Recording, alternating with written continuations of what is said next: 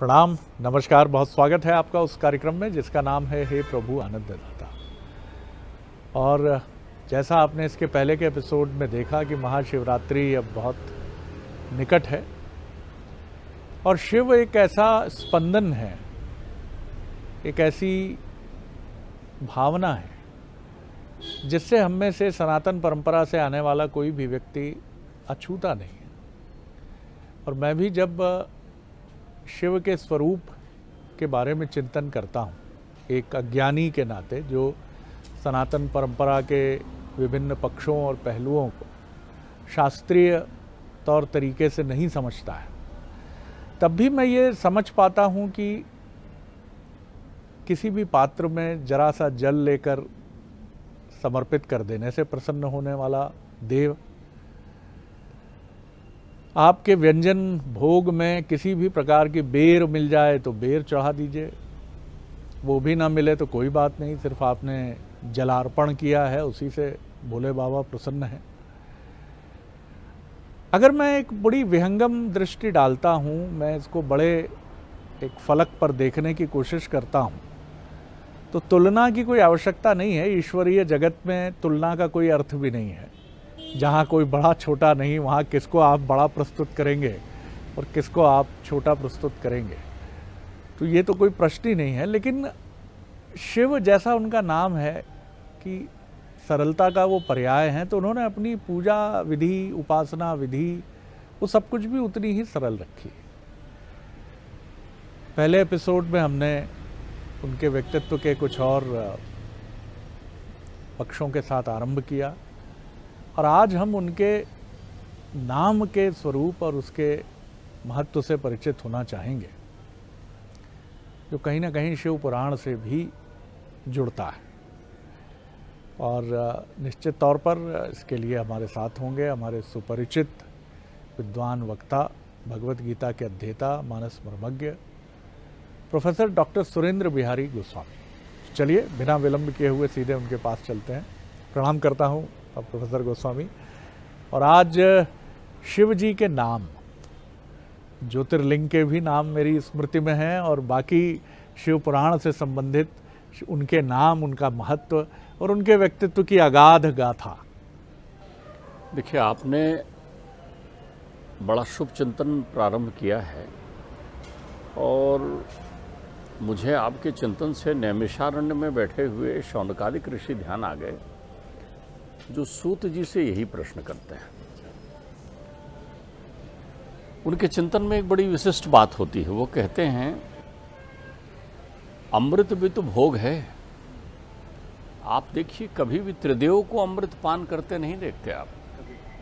शिव जी ने अमृत पान नहीं किया, विष्णु जी ने अमृत पान नहीं किया, ब्रह्मा जी कहीं अमृत पान करते नहीं दिखाई पड़ते, क्योंकि वो एक तत्व से बने हुए तीन मूर्ति हैं, त्रिमूर्ति हैं। तो अमृत पान किसके लिए? तो उन्होंने कहा अमृत पान भी भोग है। जो लोग अमृत पान करते हैं वो अमृत पान के बाद भी उन्हें फिर से जन्म लेना पड़ता है। अमृत आपकी आत्मा को अजर अमर अनादि अखंड नहीं बनाती, क्योंकि वो तो वैसे ही अजर अमर अनादि अखंड है। अमृत के कारण आत्मा अमर नहीं है। तो जैसा महत्व किसी के जीवन में अमृत का हो सकता है, जो प्राप्त करके वो भोग भोगता है और फिर से जन्म लेता है, संसार में, दुनिया में आता है अलग अलग प्रकार के, लेकिन कथामृत एक ऐसा है शिव का कि जिसको भोग लेने के बाद, जिसको ग्रहण करने के बाद आपको कभी जन्म नहीं लेना पड़ता, आपकी मुक्ति हो जाती है। तो कथामृत का पान आप करना चाह रहे हैं आज शिव पुराण से, क्योंकि नामामृत जो है वो कथामृत का एक अंग है जी।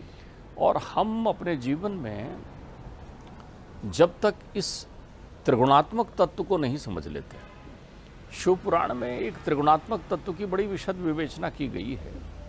उसमें पहला तत्व है नाम का, त्रिवेणी कहा है उसे। एक तत्व है नाम, एक तत्व है भस्म, और एक तत्व है रुद्राक्ष। नाम, भस्म और रुद्राक्ष जी, ये तीन तत्व वर्णित किए गए हैं। नामामृत का पान जो करता है, जो नित्य प्रति उनका चिंतन करता है, वो फिर जन्म मरण की मृत्यु भोग से मुक्त हो जाता है नामामृत से। अर्थात शिव के नामामृत का प्रत्येक व्यक्ति को नित्य सांस सांस में जाप करना चाहिए। ओम नमः शिवाय, शुभम शुभम कुरु कुरु, शिवाय नमः, ओम नमः शिवाय। तो नामामृत का पान करें। प्रत्येक शुद्धशील साधक जो इस मृत्यु लोक की धरा पर भ्रमण कर रहा है और जन्म जन्मांतर के कर्माशयन को प्राप्त कर रहा है, वो महज शिव के नामामृत के पान से मुक्त हो सकता है। तो पहला जो त्रिवेणी बनाई है उन्होंने, तो गंगा की तरह बनाया है नाम को। जैसे गंगा में स्नान करने से सारे पाप धुल जाते हैं, वैसे शिव के नामामृत का पान करने से जन्म जन्मांतर के जो है कोटि जन्मों के जो अशुभ फल हैं, पुण्य फल हैं और जस अपजस दोनों, क्योंकि अगर पुण्य फल रहेंगे तो फिर स्वर्ग नरक होगा, तो सारे कर्माशयन हो जाता है। फिर वो भस्म की महत्ता पर बात करते हैं। शिव विभूति लगाते हैं जो वैराग्य का प्रतीक है। तो वो कहते हैं कि नित्य प्रति प्रत्येक साधक को, प्रत्येक भक्त को शिव की विभूति लगाना चाहिए। अगर वो विभूति धारण करता है, चाहे वो श्रोत हो, स्मार्त हो या लोकोपयोगी प्रक्रियाओं में लगा हुआ हो, तो भी शिव की विभूति संसार में जितने भी प्राणी हैं उन्हें धारण करना चाहिए। विभूति का इतना सुंदर महत्व पिताश्री बताया करते थे, जो देवी भागवत पुराण में वर्णित है कि दुर्वासा ऋषि की इच्छा हुई कि वो नरक की यात्रा करें, देख कर आए नरक में कि नरक में कैसे भोगा भोग भोगते हैं लोग। अब ऋषि दुर्वासा है, उनका मन हो गया, शिव के अवतारी हैं, वो सदैव भस्म धारण करते हैं नित्य प्रति और शिव के आराधक हैं, शिव के स्वरूप हैं। तो धर्मराज उनका स्वागत करते हैं। वो नरक में नाना प्रकार के जो 28 नरक हैं उनका देखते हैं। ये कुंभीपाक नरक है, देखते हैं कैसे लोग जो हैं वहाँ तेल में तले जा रहे हैं, कैसे कालसूत्र में विधे और छेदे जा रहे हैं, जीवों को भोगते हुए देखते हैं। सूक्ष्म जीव उनकी अनुभूति करता है और भोगते हैं कर्मों के फल को। तो जहाँ जहाँ उन नरकों में वो झुक कर देखते रहे, तो उनकी विभूति के कण उस स्थान पर गिर गए। और जब वो नरक से निकलकर विदा लेकर गए, तो भागते हुए यम के दूत आए। उन्होंने कहा, महाराज चलकर देखिए क्या चमत्कार हो गया है। धर्मराज ने कहा, क्या हो गया है? बोले, नरक स्वर्ग बन गया है। वो वहाँ गए तो चारों तरफ देखते हैं कि स्वर्ग का आनंद ले रहे हैं लोग, आनंद में पड़ गए। उनने कहा, ये तो विधाता ने नरक बनाया है, फिर इसे अचानक कैसे यकायक स्वर्ग बन गया। विधाता का ध्यान करते हैं, ब्रह्मा जी आते हैं, वो ध्यान में होते हैं, वो बोलते हैं, अभी दुर्वासा ऋषि यहाँ आए थे क्या? बोले, आए। बोले, उन्होंने शिव की विभूति लगा रखी थी और उस विभूति यानी भस्म के गिर जाने से उससे कोटि यज्ञ का फल यहाँ प्राप्त हो गया है। तो प्रत्येक व्यक्ति को विभूति धारण करना चाहिए। ये दूसरा है। जैसे गंगा हो गई, वैसे विभूति विरक्ति का प्रतीक हो गई और ये यमुना हो गई। और मेरे शिव तो प्रेम की मूर्ति हैं, शिव प्रेम की मूर्ति है। तो शिव के सारे तत्व तो प्रेम में है। जब परमात्मा श्री हरि के प्रेमाश्रु गिरे थे, तो वहाँ पर बिंदु सरोवर तीर्थ बन गया था। ध्यान मग्न शिव ने अपने नेत्र खोले तो आनंद में उनके आंखों से अश्रु निकल गया, तो वो रुद्राक्ष बन गया। रुद्र अश्रु ते रुद्राक्षु, शिव के अश्रु हैं। और उन्होंने उस रुद्राक्ष के वृक्ष को जगह जगह लगाया, गौड़ प्रदेश में लगाया, गंगा किनारे लगाया, पर्वतों में लगाया, जगह जगह लगाया। तो प्रत्येक व्यक्ति को रुद्राक्ष धारण करना चाहिए। तो ये 3 तत्व यदि व्यक्ति धारण कर लेता है, तो सूत जी कहते हैं, हे शौनकादिक ऋषियों, उसके बाद उनके जीवन में कभी जन्म मरण की प्रक्रिया समाहित नहीं रहती। शिव तत्व की इतनी विरध व्याख्या शिव पुराण में की गई है कि एक अद्भुत कथा जो सुनाते समय सूत जी कहते हैं कि यह रहस्यमय कथा है, लेकिन चूंकि नामामृत से जुड़ी हुई है, शिव के नाम के महत्व है, महिमा है, इसलिए मैं तुम्हें प्रदान कर रहा हूं, क्योंकि तुम लोग भी शिव भक्त हो। तो वहाँ वो विदुषी चंचुला की कथा सुनाते हैं जी। बड़ा गूढ़ रहस्यपूर्ण कथा है। मैं तो चाहता हूँ कि शिवरात्रि का अवसर आने को ही है और शिव नवरात्रि में हम आप हैं, तो हम सब भी भाव यात्रा करें और इस कथा अमृत का पान करके अपने जीवन में आनंद की अनुभूति करने का प्रयत्न करें। शिव पुराण में चंचुला की बड़ी प्रसिद्ध कथा है। वाशकल एक क्षेत्र का नाम है, समुद्र के किनारे बना हुआ एक गांव है वाशकल, जहाँ के सारे मनुष्य जो है वो नास्तिक बुद्धि के हैं, ईश्वर को नहीं मानते, चाहे वो किसी वर्ण के हों, ईश्वर को नहीं मानते। वहाँ ही एक परम दुष्चरित्र बिंदुक नाम का व्यक्ति रहता है। वो व्याभिचारी है, चरित्रहीन है, कुमार्गी है। उस बिंदुक की बड़ी सौभाग्यशाली पत्नी है धर्मवान चंचुला। अब चंचुला जो है पति के सारे खटराग को झेलते रहती है, लेकिन उसका नाम चंचुला है। चंचुला का अर्थ ही होता है चलायमान मन, इसलिए हम बोलचाल में उपयोग करते हैं चंचल है, चंचल है। चंचल वहीं से उत्पत्ति हुआ शब्द है, उनका नाम चंचुला है। तो उसकी साधना भी मतिभ्रम हो जाती है, वो भी कुमार्गी हो जाती है। पति देखता है कि कुमार्गी हो गई तो ताड़ना देता है, तो वो कहता है आप तो कुमार्गी हैं ही, तो मैं क्या करूँगी यहाँ बैठ करके। तो वो कहता है कि तुम इस मार्ग का उपयोग करके धन प्राप्त करो और मेरे जीवन में आनंद दो। तो वो अपने शरीर का उपयोग करके वेश्यावृत्ति में लग जाती है और पति के लिए धन कमाने लगती है। एक दिन बिंदुक मर जाता है। बिंदुक के देह त्यागने से बिंदुक परम नरक को प्राप्त करता है। परम नरक को प्राप्त करके वो बड़ा पिशाच बन करके विंध्य पर्वत पर आकर विद्यमान हो जाता है। ध्यान रखिए, पिशाच का अर्थ ये हुआ जिसके जीवन में कहीं से शांति नहीं है। तो वो सूक्ष्म शरीर में वहाँ विचरण करता हुआ अनेकों अनेक प्रकार का रूप बनाकर विचरण करता है। भूख प्यास से व्यथित होता है, खाली वायु का सेवन करता है। इधर उनकी पत्नी कुमार्ग में लग चुकी है। अब संतानें जो बड़ी हो गई हैं वो घुमाने ले जाती हैं कि चलो कहीं घूम फिर के आएँ। तो तीर्थों के भ्रमण के लिए निकलती है, क्योंकि शरीर अब शिथिल होने लगा है। देव योग से वो किसी मंदिर में पहुंच जाती हैं जहां शिव पुराण की कथा होते रहती है। और जब शिव पुराण में वो देखती हैं कि जो लोग दुष्कर्म में लगे रहते हैं उन्हें कैसा नरक भोगना पड़ता है, तो वो बड़ी द्रवित हो जाती हैं। पश्चाताप की गंगा में स्नान करने लगती हैं कि अहो, मैंने अपना जीवन वृथा गता तस्य नरस्य जीवनम कर लिया, क्या गति पाई है, मेरा क्या होगा। वो शरणागत होती हैं उस विप्र के, कहती हैं प्रभु मेरे जीवन में ऐसे कलुषित जीवन को मैं कैसे मुक्त करूं। वो कहते हैं नामामृत का पान करो। वो नामामृत का पान करती हैं, सब छोड़ करके केवल शिव आराधना में लग जाती हैं। जब वो देह त्यागती हैं तो शिवलोक से विमान आता है उन्हें लेने के लिए। ध्यान रखिए, वो शिव जिनके केवल एक अक्षर का उपयोग कर देने से तुम्हारे जीवन में मुक्ति हो सकती है। तो तुम्हारे जब तुमने संपूर्ण जीवन समर्पित कर दिया है तो तुम तो शिवलोक की प्राप्ति करोगे। और वो विमान लेकर उनको शिवलोक पहुंचता है। शरद जी वहाँ वो गौरांग शिव को देखते हैं और उनके बगल में गौरी को देखते हैं। ब्रह्मा विष्णु इत्यादि देवता उनकी सेवा कर रहे हैं। कनखियों से भगवती मैया गौरी उनको देखती हैं।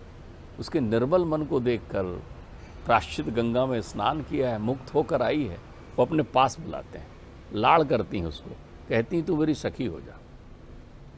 अब वो मैया पार्वती की सेवा में हो जाती हैं।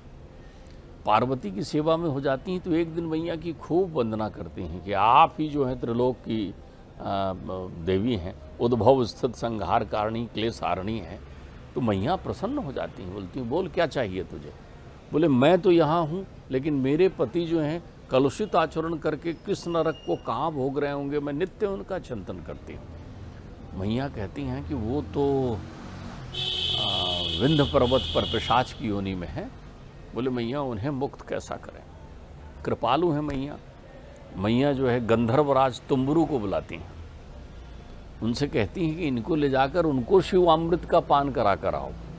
तो गंधर्वराज तुम्बरू पहुँचते हैं विंध्य पर्वत पर, और विंध्य पर्वत पर पहुँचकर वहाँ ढूंढते हैं तो वो पिशाच मिल जाता है। उसे पहले वो बांध लेते हैं, स्थिरता दे देते हैं, स्वरूप दे देते हैं, और बैठकर जब शिव कथा सुनाते हैं तो सुनते ही वो दिव्य शरीर को धारण करके वो भी जो है शिवलोक की ओर पत्नी के साथ गमन करता है, शिव की महिमा का गान करते हुए जाता है। वहाँ पहुंचकर वो भी शिव का अनुचर हो जाता है।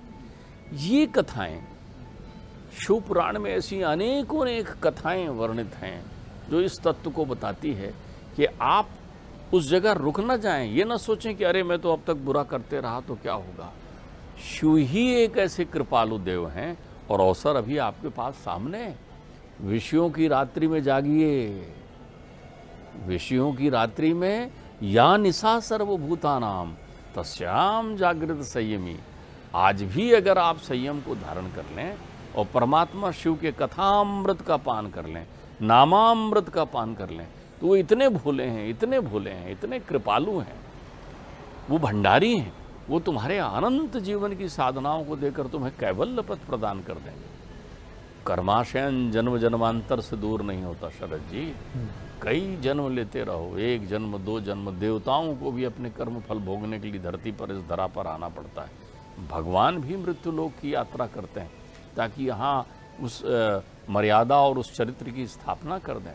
तो हम जो भटके हुए लोग हैं, जब जागे तब सवेरा, और जागने का सुंदर अवसर वो रात है जिसमें सब सोते रहते हैं। इसलिए शिव के नामामृत का पान करें। रुद्राक्ष धारण करने की तो अद्भुत व्यवस्था वर्णित है शिव पुराण में, अद्भुत। 14 प्रकार के रुद्राक्षों का वर्णन किया गया है, अलग अलग स्वरूपों में रुद्राक्ष का वर्णन किया गया है। प्रत्येक व्यक्ति रुद्राक्ष को धारण करे, और शिव पुराण में लिखा है खंडित रुद्राक्ष को न धारण करें। रुद्राक्ष की प्रक्रिया भी वर्णित की है, कौन कैसा होता है। आंवले के आकार का रुद्राक्ष होता है, बेर के आकार का रुद्राक्ष होता है, उससे छोटा भी रुद्राक्ष होता है।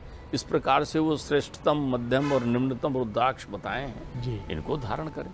बहुत सारे लोग जो जीवन में कर्मकांड की माया में लगे हुए रहते हैं, तो कर्मकांड की माया में लगे हुए उनको बहुत सारे ज्योतिष, फलित इत्यादि के द्वारा, बहुत सारे जानने वाले विद्वजन, विद्वान, ज्ञानियों के द्वारा अलग अलग। आप मुझे एक बात बताइए, ये बात तो सर्वविदित है ना कि अस्पताल में यदि सबसे ज़्यादा स्वर लहरियाँ गूंजती हैं तो महामृत्युंजय मंत्र की गूंजती हैं।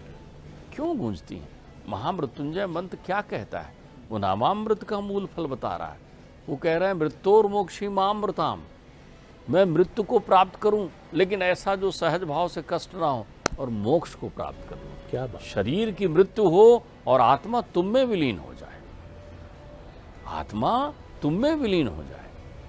आप देखिए, जो मंत्र छोटे होते हैं लेकिन उन मंत्रों में अर्थ कहाँ निहित होता है। विशुद्ध ज्ञान देहाय, विशुद्ध ज्ञान देहाय, त्रिवेदी दिव्य चक्षुषु, 3 नेत्र आपने धारण किए हैं। क्यों? श्रेय प्राप्त निमित्ता है। कौन सा श्रेय? श्रेयश प्रेयश मनुष्य में तस्तो संपरित्ते विविनक्त धीरा, श्रेयो ही प्रेयो अभिप्रेषो वृणीते, और प्रियो मंदो योगक्षेम आदि वृणीते। तो प्रिय पथ का मैं पथिक हूँ, संसार की भौतिकता ने मुझे जकड़ रखा है। अब भी जागने का समय होता है। शिवरात्रि में लोग जागना है, रात्रि में जागना है। अरे लोग जागते हैं, पढ़ते रहते हैं, मंत्र गिनते रहते हैं। कुछ मत करिए, आप तो जगाइए ना भीतर से अपने आप को। सही। सोया कौन है? तुम्हारा मन। सोया कौन है? तुम्हारी बुद्धि। आपने कहा नहीं साहब सोई नहीं, पट्टी बंधी है माया की। अब जाग जाओ, शिव को देख लो, विरक्त स्वभाव के हैं, जो भी नाना प्रकार, अरे जो प्रतिलोमता में अनुलोमता स्थापित कर दें वो शिव है। प्रतिलोमता में शर्त जीप लपलपाते बैठा हुआ है, वहीं मूषक बैठे हुए हैं, गणेश जी बैठे हुए हैं। ये प्रतिलोमता में अनुलोमता है। प्रेम कहाँ होता है? जहाँ भेद खत्म हो जाता है वहाँ प्रेम है। नंदी में बैठे हुए शिव जी हैं, और विशाल सिंह में बैठी हुई, भवा नामक सिंह में बैठी हुई भवानी वहाँ पर। नंदी वहाँ है और सिंह वहाँ है, कभी उनमें कोई विचलन नहीं उत्पन्न हुआ। तो ये जो जितने प्रकार के विचलनों को लेकर देखिए, उनकी माया ये है, वो बताते हैं कि बहिर् स्वरूप ऐसा ही है जैसा है, भीतर का शिव कल्याण वाला है। क्यों? भीतर के स्वरूप से शिव की प्राप्ति होती है। इसलिए तो अपना स्वरूप भी बोलते हैं, कुछ नहीं है, एक पिंडी रख दो मैं शिव हूँ, नर्मदा का हर पत्थर जय शिव शंकर। कुछ नहीं करना है, वो आपको पूजा विधान और कर्मकांड से मुक्त करते हैं। आजा माँ जो चढ़ा दे, जो देख ले, जैसी तेरी सेवा हो। तो इतने सहज शिव जो प्रत्यक्ष हैं, मैं आपसे कहूँ प्रत्यक्ष हैं। 12 ज्योतिर्लिंग का अर्थ ही होता है कि जो 12 महीने का वर्ष है, हर दिन एक ज्योतिर्लिंग तुम्हारे साथ है, हर समय एक ज्योतिर्लिंग तुम्हारे साथ है। और ज्योतिर्लिंग का अर्थ ही होता है आत्मलिंग। ये वही आत्मलिंग है जिसको आचार्य शंकर विशुद्ध रूप से आपको समझाते हुए कहते हैं, आत्मा त्वम गिरजामति। बुद्धि में यदि सरस्वती विद्यमान हो जाए, गिरजा बैठ जाए बुद्धि में, और आत्मा, तो फिर आपको आत्मदर्शन हो जाएगा ना। बहुत सुंदर बात है गोस्वामी जी, और इसी बिंदु पर हम विराम देते हैं। श्रेयस और प्रेयस ये बात अक्सर उठती है कि किस में जाना चाहिए, श्रेय में या फिर मुक्ति में। तो बहुत सुंदर है शिव का ये विधान जो स्पष्ट रूप से बताता है कि आत्मोत्थान ही ध्येय हम सबका होना चाहिए। और निश्चित तौर पर जीवन का अंत जब निश्चित है, हम पूरे जीवन में बहुत सारी चीज़ों को लेकर अनिश्चितता से घिरे हैं, लेकिन कम से कम जीवन के अंत को लेकर हम में से किसी के मन में दुविधा नहीं होती कि एक दिन हमें जाना है। और फिर वहाँ महामृत्युंजय का जाप, जैसा प्रोफेसर गोस्वामी ने बताया, और उसका ये कहना कि शांति प्रिय मृत्यु, शांति के साथ मृत्यु, कष्ट जितना भी हो न्यूनतम से न्यूनतम हो और मोक्ष की प्राप्ति हो। इसीलिए शिव महाकाल हैं। मृत्यु या काल जो है उनका दास है। और शिव की सरलता जिसका उल्लेख फिर प्रोफेसर गोस्वामी ने किया कि नर्मदा का हर कंकर जो है वो शिव शंकर है। आपके लिए कोई भी विशिष्ट पूजा विधान नहीं है, कोई भव्य पंडाल नहीं है। फिर मैं कहूँगा ये कोई तुलना नहीं है, कोई तुलना करने का अर्थ भी नहीं है। लेकिन शिव के देवालय मैंने देखे, एक छोटा सा देवालय भी, और हो सकता है कई बार, क्षमा कीजिएगा, कि मैं देखता हूँ कि कई निर्जन स्थलों पर, वनांचलों में 6ठी और 8वीं शताब्दी के भी मैंने धूल धूसरित और उनके भग्नावशेष देखे मंदिर के, जहाँ शायद पुष्प चढ़े भी कई दिन या कई महीने हो जाते हैं, लेकिन शिव को से कोई अंतर नहीं पड़ता। और क्यों अंतर पड़ना चाहिए? जिस शिव को ये स्पष्ट है कि भावना महत्वपूर्ण है, विधान नहीं, वो शिव यही संदेश तो हमारे लिए लेकर आए हैं कि मुझे भी तुम्हारी भावना प्रिय है। प्रतिदिन तुम्हारा पूजा रूपी एक, कई लोगों के लिए, माफ़ कीजिएगा, ये एक आडंबर हो जाता है और उनके मन का एक मनोवैज्ञानिक रूढ़ी बन जाती है कि अगर आज उन्होंने नहीं पढ़ा, स्तोत्र पारायण नहीं किया, तो कहीं कुछ गड़बड़ भी हो सकती है, या उनके मन की एक वैचारिक आश्वस्ति बन जाती है। लेकिन शिव कहते हैं मुक्ति, इन सब से मुक्ति। क्षण भर के लिए भी मुझे याद कर लो तो शिवलोक में तुम्हारा स्वागत है। अगले एपिसोड में महाशिवरात्रि ही है, तो महाशिवरात्रि के इस पक्ष पर कि क्या अद्भुत है शिव विवाह, इस पर हम बात करेंगे। बहुत धन्यवाद करता हूँ स्वामी, अनुमति दीजिए, प्रणाम।